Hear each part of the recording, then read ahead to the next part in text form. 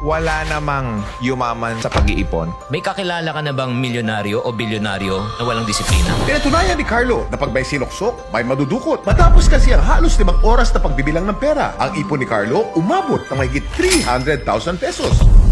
Marami sa mga kababayan natin na kahit anong laki ng kinikita at sinesweldo ninyo, hindi pa rin kayo makaipon, hindi pa rin kayo makapag-umpisa ng sarili ninyong negosyo kasi napaka-waldas ninyo sa pera. Tao ang problema. Exactly, yung taong humawak ng pera. Ubus na ba lagi ang sahod mo? Gusto mo bang may matira pa kahit kaunti para hindi ka feeling naghihikahos? Huwag kang mangangarap na maging milyonaryo ka kung hindi ka marunong mag-umpisa at magpalaga ng piso. Kung ano yung sinasabi mo, ibinubuhay mo siya eh. Ang puhunan mo lang ang talino mo. Yung puhunan mo lang laway. Kung maubusan ka ng laway, nung pinasang baso ng tubig, bawi ng puhunan. Marami kasing mga tao magagaling eh. Bakit mo pagyayamanin ang ibang tao kung kaya mo pagyamanin ang sarili mo?